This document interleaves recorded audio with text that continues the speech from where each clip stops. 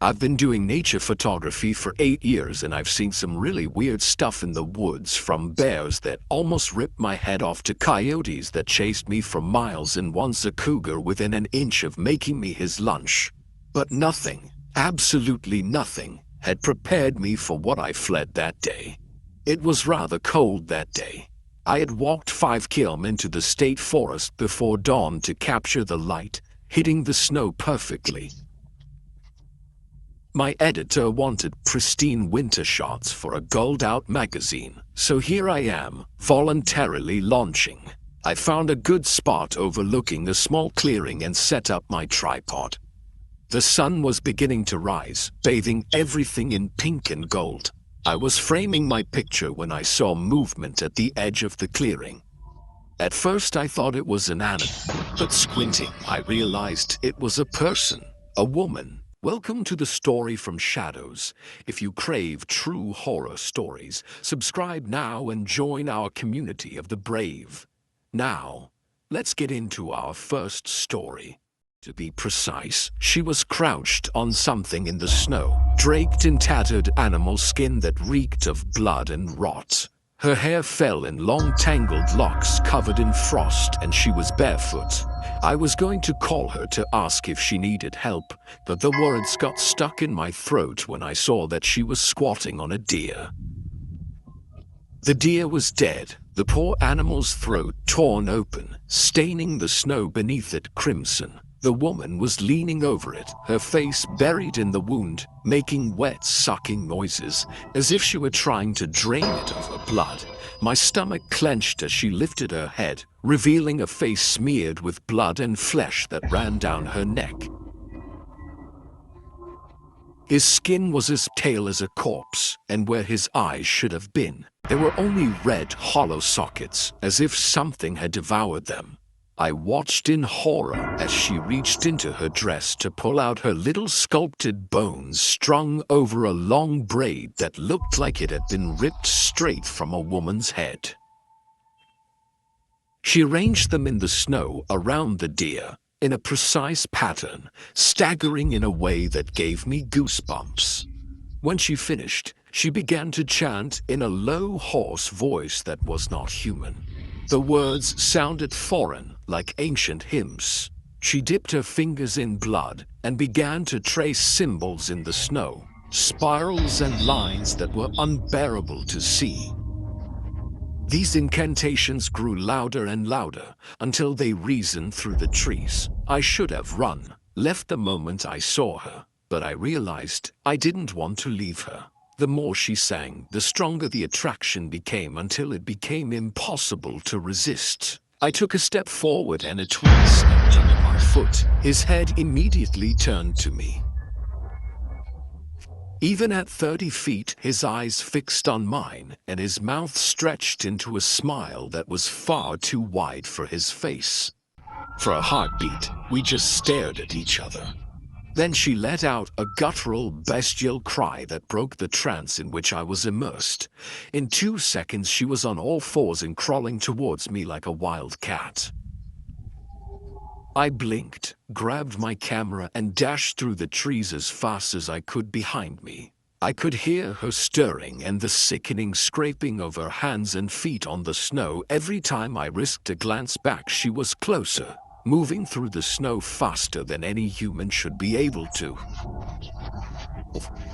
Branches whipped my face as I rushed into the trees, but I ran blindly. Suddenly, I tripped over a hidden root and rolled into the snow. The camera flew out of my hands, but that was the least of my worries. She was now leaping from branch to branch, swinging like a mad beast, landing with a thud. Where I had been a few seconds before, I continued down the slope. Snow filled my mouth and eyes. My lungs burned from the cold. My head was spinning so hard that I thought I would never breathe again. Then, somehow, the momentum projected me onto the main trail. Just when 2 hikers appeared, it was a couple wrapped in coats, walking sticks in hand. When they saw me, their eyes widened with concern. "Oh my God, are you okay?" the woman asked, helping me to my feet. I turned and pointed at the woods behind me. There was her. It was blood, running down my face where the branches had cut me and I was shaking like a dead leaf. "Oh, we should call someone," the woman said, pulling out her phone. I looked at the voices again and I saw a pale silhouette, motionless between two pine trees about 50 meters away. She was staring at me with that smile still stretched on her blood-stained face. Then she turned and disappeared into the shadows. I told the hiker I was fine. I didn't want to make a big deal out of it because I doubted what I had seen. I gave up my camera, tripod, gear bag, pretty much everything. I ran straight to my car and drove home. I thought it was over, but 2 days ago I saw a weird case on the news. The body of a student was discovered in the same area where I had passed those hikers below. The cops said he was camping alone. He had bruises and ominous bite marks on his legs and arms. It looked like a wild animal attack. But bizarrely, the autopsy revealed that the marks were human. The police think a deranged person is hiding in his woods. This person would even have a taste for human flesh, as the authorities do not know who could rip out the tongue of a 19-year-old. I thought about calling the cops to tell what I saw, but I'm afraid they won't believe me and suspect me. What should I do? I'm a graphic designer living in Brooklyn, but I grew up upstate near Catskills. My father still lives there and I try to visit him at least once a month.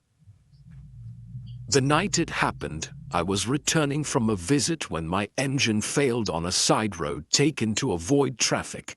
Even worse, a snowstorm was falling so hard that I could barely see 10 feet in front of me.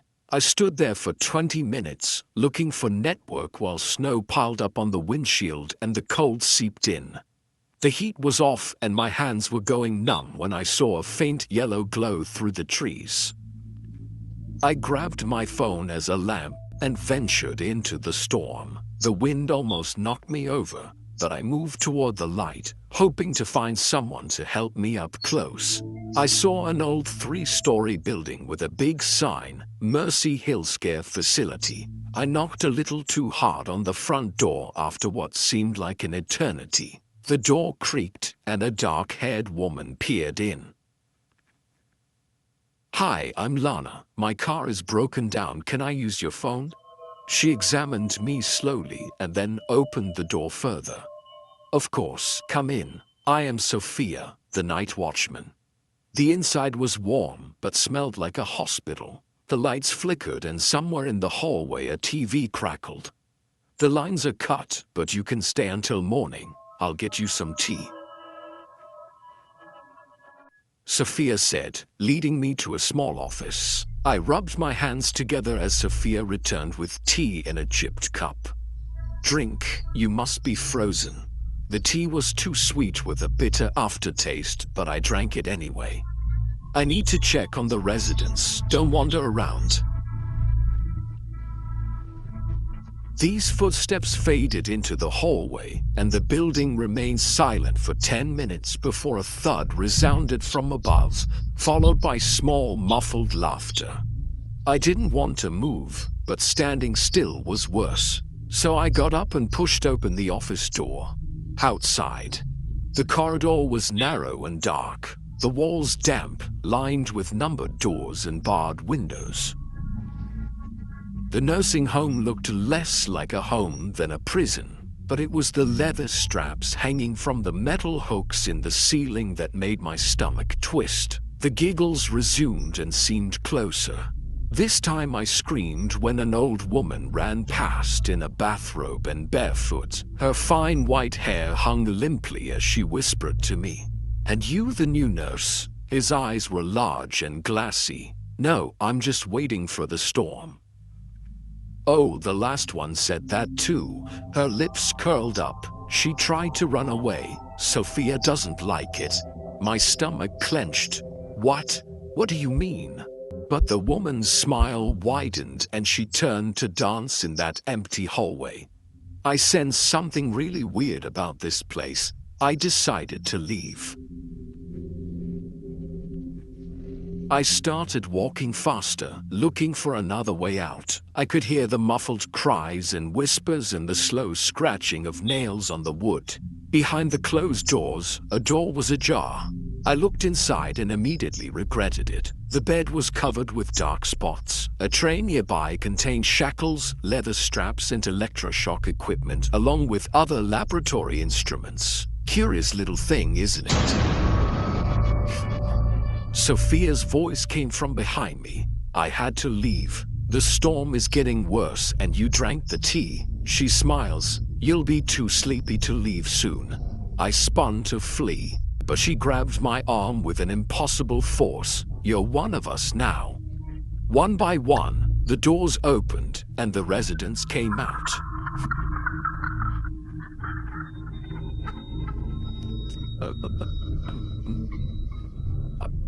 They walked in an eerie silence, their eyes fixed without blinking. My head was spinning from what she had slipped into that tea. They were getting closer. I turned my head and bit her hand with all my might. She screamed and released her grip just enough. I stumbled forward looking for a way out. I was trapped. Despite everything, I ran. The corridor ended in front of a door marked Operating Room. Sophia shouted behind me, "You'll be a great subject, Lana." The residents were moving toward me, as if in a trance, eyes blank, hands out to catch me. It reminded me of The Walking Dead. That's when I saw the narrow side window, half hidden by a binder. Surprisingly, it had no bars. I grabbed a fire extinguisher attached to the wall and knocked. The glass exploded. "Get her!" Sophia shouted. I threw myself, feeling the glass tear at my skin. I hit the snow hard and forced myself to get up. I ran into the white void of the blizzard. The icy air brought some clarity back to my drug system. I crossed the snowdrifts, stumbling several times behind me. I could hear their laughter echoing. I remember the headlights and the screech of tires on the ice before everything went black. I was found on the snowy sidewalk by the police. I woke up at the hospital and told them about Mercy Hills and Sophia. But when they heard my words, the policemen looked at each other in confusion, as if they had trouble believing me.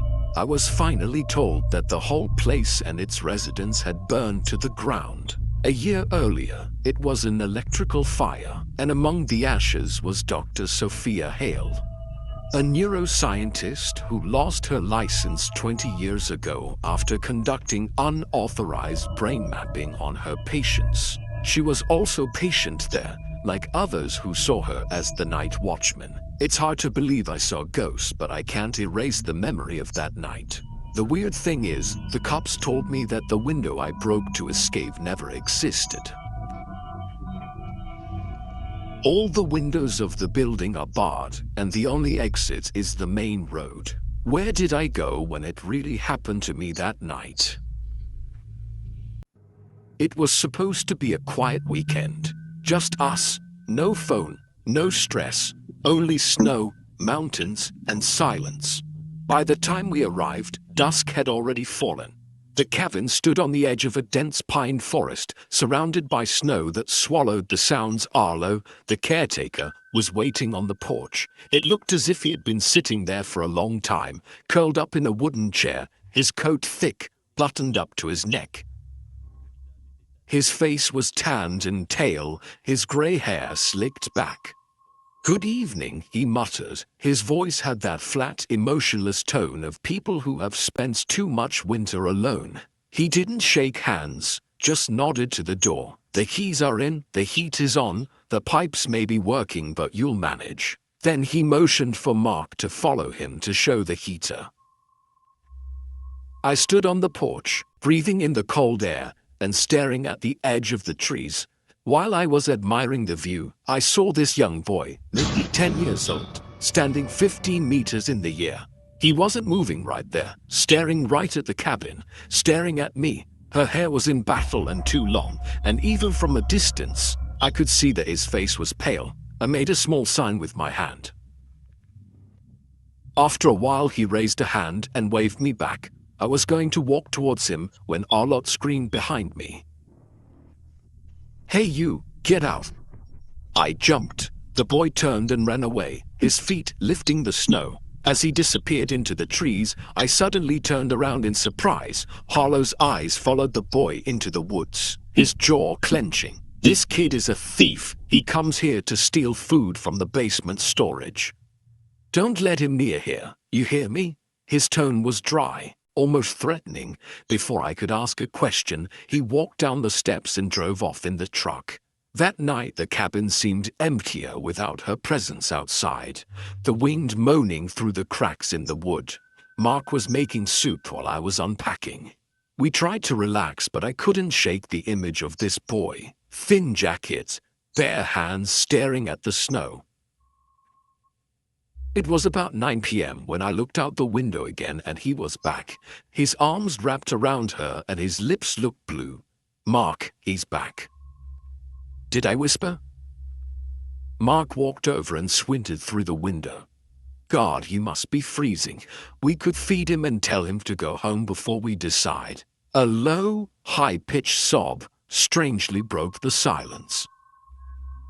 It echoed around the house, moving, turning, passing through the walls like a child crying softly, sometimes near, sometimes far. We both froze. Then, as suddenly as it had started, the crying stopped. Mark took the flashlight and went out to look for answers. After 5 minutes, I heard Mark scream my name. I ran to the basement where his voice was coming from. By the time I got there, Mark was already halfway in, and huddled near a stack of crates was this boy. He looked terrified of dirt. His face and clothes were wet with snow. In his trembling hands he held a half-eaten loaf of bread from one of the pantry boxes. Mark lowered his voice. Hey, it's okay, we're not angry, you're hungry." The boy did not answer. His eyes, they walked toward the door, as if expecting someone to come out. "It's all right," I said softly as I approached. His lips trembled. Tears filled his eyes, and then in a trembling voice he whispered, "You're going to tell Arlo that I came?" Before anyone could answer, he crawled and grabbed Mark's leg, sobbing.